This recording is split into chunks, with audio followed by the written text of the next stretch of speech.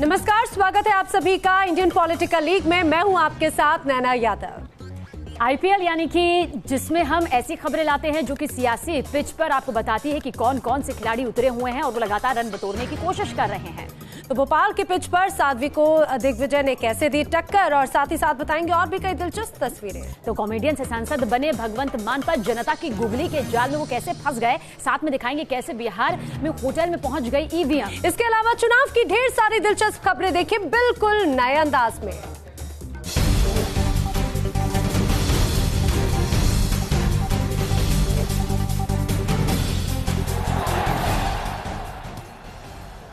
तो आइए नैना, शुरुआत करते हैं इस खबर के साथ जो कि मध्य प्रदेश से जुड़ी हुई है, जहां किसानों की कर्ज माफी को लेकर बीजेपी और कांग्रेस के बीच चूहे बिल्ली का खेल चल रहा है। बिल्कुल सपीना, लगातार देखने को भी मिल रहा है। शिवराज सिंह चौहान कमलनाथ सरकार पर कर्ज माफी का झूठा प्रचार करने का आरोप लगाते रहे हैं, और अब जवाब में कांग्रेस ने शिवराज सरकार पर सबूतों का बाउंसर दे मारा है।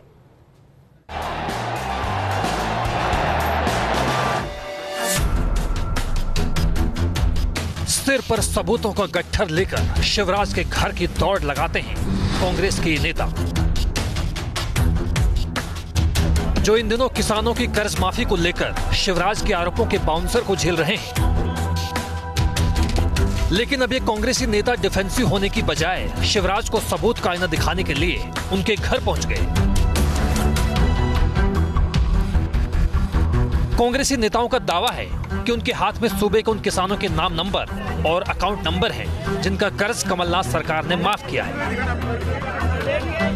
ये इनमें किसानों के नाम है, मोबाइल नंबर है, उनके पिताजी का नाम है, अकाउंट नंबर है।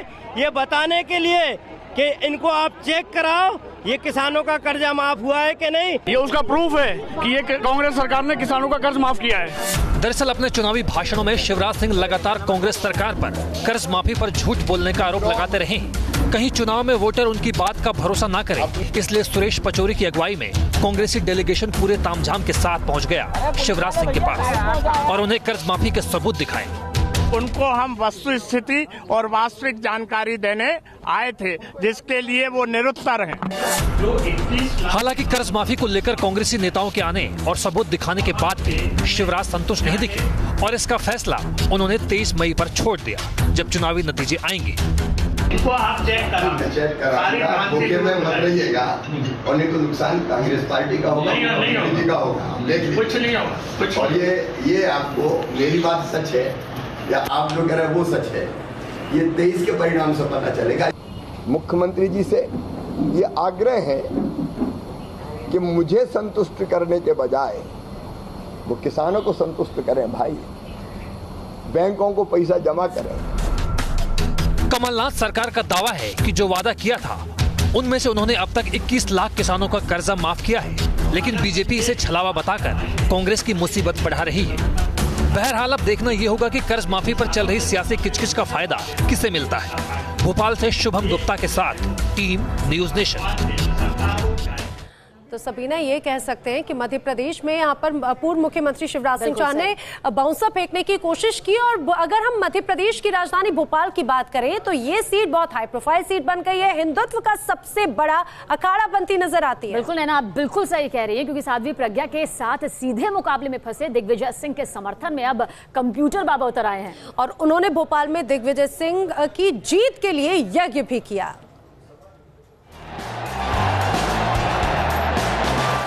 पूरे संत समाज का कि राम राम ही अब की बार और बदल के रख दो चौकीदार। ये चुनाव है, यहाँ जीत के लिए सब जायज। भोपाल का चुनावी रण अब हिंदुत्व का रण क्षेत्र बन चुका है, जहाँ हिंदुत्व के एजेंडे को हथियाने की होड़ मची है। साध्वी प्रज्ञा के खिलाफ उतरे दिग्विजय सिंह कुछ इस तरह हिंदुत्व की पिच पर साध्वी को चुनौती दे रहे हैं। चुनावी मैदान में दिग्विजय सिंह के साथ कंप्यूटर बाबा खुलकर सामने आ गए हैं और सब संत समाज दिग्विजय सिंह को आशीर्वाद देके लाखों वोट से जिताना है। कंप्यूटर बाबा ने दिग्विजय सिंह की जीत सुनिश्चित करने के लिए साधु संतों के साथ धूनी रमाई। भोपाल के सैफिया कॉलेज ग्राउंड में यज्ञ हुआ, हवन किया गया, जिसमें बड़ी संख्या में साधु संत मौजूद रहे। इस दौरान कंप्यूटर बाबा ने जहां साध्वी के बहाने बीजेपी पर हमला किया, तो वहीं दिग्विजय के लिए उन्होंने जबरदस्त बैटिंग भी की। जो झूठ बोलता है, बेवकूफ बनाता है, जनता जनार्दन को, संतों को भी बेवकूफ बनाता है। बीजेपी सरकार ने अभी तक बेवकूफ ही बनाया सारे संत समाज को। ये वो ही कंप्यूटर बाबा हैं जिन्हें तत्कालीन शिवराज सरकार ने राज्य मंत्री का दर्जा दिया था, लेकिन अब वो बीजेपी का दामन छोड़कर दिग्विजय की पैरवी कर रहे हैं। इतना ही नहीं, कंप्यूटर बाबा तो दिग्विजय के खिलाफ खड़ी साध्वी प्रज्ञा को भी निशाने पर ले रहे हैं।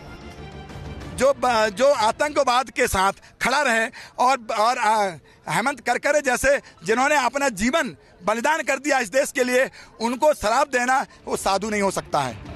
हिंदुत्व और हिंदू टेरर जैसे मुद्दों पर छिड़े चुनावी घमासान के बीच इसे दिग्विजय सिंह का नया दांव माना जा रहा है।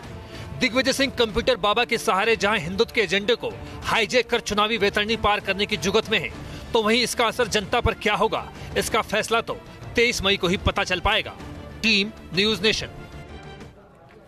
तो जीत के लिए हर जतन किया जा रहा है। सबीना, देख लीजिए, दिग्विजय सिंह जो है साधु संत से हवन यज्ञ करा रहे हैं, तो वहीं साध्वी प्रज्ञा जो है वो चुनाव प्रचार में व्यस्त है। और नैना, साध्वी से जब दिग्विजय की जीत की साधना के बारे में पूछा गया तो सुनिए उनका जवाब क्या था। आज कंप्यूटर बाबा बैठ गए हैं धुनी नमा के और लगातार आपके खिलाफ मोर्चा खोल रहे हैं, क्या कहेंगी? अपने कार्य में लगे हुए हैं। राष्ट्र कार्य हमारे लिए प्रथम है, ये सब हमारे लिए विषय है ही नहीं, ये कोई हमारे लिए विषय है ही नहीं। मैं अपने कार्य में लगी हूँ। और अब बात पंजाब के संगरूर से, जहां सांसद भगवंत मान की करेंगे, जो चुनावी मैच के दौरान फैंस के गुस्से का कुछ इस तरह से शिकार बन गए। बता दें, एक सभा को संबोधित करते हुए भगवंत मान पर सवालों का आंसर बाउंसर चला कि उन्हें बीच में ही पवेलियन की राह लेनी पड़ी। सरकार तो ठीक है सर, एमपी बने चाहिए। ये पब्लिक है जनाब, वोट देती है तो वोट का हिसाब भी मांगती है।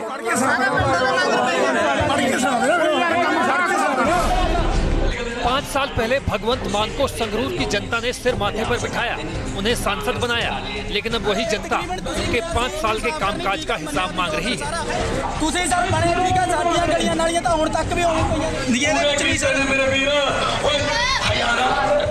दरअसल संगरूर के नमोल गांव में हंगामा उस वक्त शुरू हुआ जब भगवंत मान गांव वालों को संबोधित कर रहे थे, लेकिन वोट मांगने आए भगवंत मान को क्या पता था कि यहाँ सवालों की बौछार शुरू हो जाएगी। एक युवक ने खड़े होकर बोलना शुरू किया और भगवंत मान को उन वादों की याद दिलाई जो वो 5 साल पहले कर गए थे, लेकिन वो अभी तक पूरे नहीं हुए। चलो मान लिया आप भी तुसी हुण आए हो, तुहानू असीं मौका दिता ते अगे भी देवांगे। तुसी की वादा करके जाने हो भी जिहड़ी बेरोजगारी है उन्होंने खत्म करोगे, इत्थों दा सिस्टम है। मामला बढ़ा तो भगवंत के एक समर्थक ने कुछ पर्चा आगे पढ़ने के लिए बढ़ा दी, लेकिन ये युवक इतने गुस्से में था कि इसने इसे पढ़ने से साफ तौर पर इनकार कर दिया। मैनू पढ़ने की लोड़ नहीं, पता है सारा जवाब सानू कोई जवाब नहीं मिले जी, ठीक है, अब तक कोई भी जवाब नहीं मिले। खड़े ने मान साहब लगे हुए ने, वही गल्लां ने, वही ठीक है, तुक्का ने ठीक है। बाद में भगवंत मान ने खुद पर्चा लेकर इस शख्स को समझाने की कोशिश की, उसे जबरदस्ती पर्चा पढ़ाते रहे, लेकिन बात बनी नहीं। नतीजा भगवंत मान को यहाँ से जाने के अलावा कोई रास्ता नहीं बचा।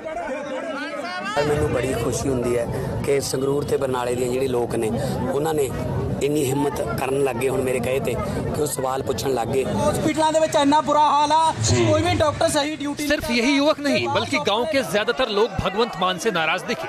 गांव वालों की माने तो 5 साल के दौरान भगवंत मान ने कभी भी इस गांव का रुख नहीं किया। 5 साल तक तू आया नहीं, आज मुंह दिखाया, आज वोटा मंगना है।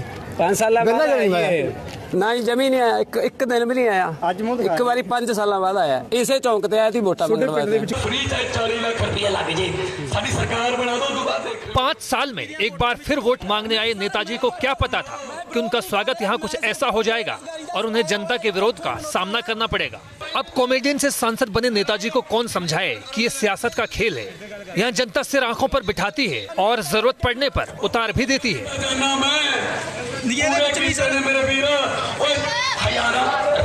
Team news nation.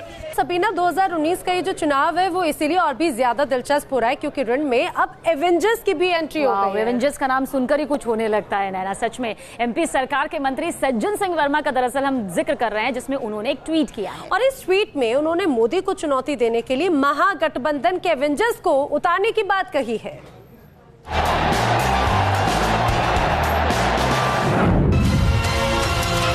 जिस तरह से फिल्मी पर्दे पर एवेंजर्स यानी सुपर हीरो की टीम विलेन को खत्म करती है और धरती को बचा लिया जाता है, इसी तरह हिंदुस्तान की सियासत में महागठबंधन को एवेंजर्स बताकर पीएम मोदी को चैलेंज किया गया।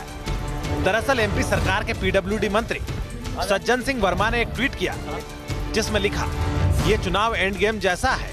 महागठबंधन के एवेंजर्स मिस्टर 56 इंच रूपी धनुष के कुशासन का अंत करने एकजुट होकर रणभूमि में उतर चुके हैं।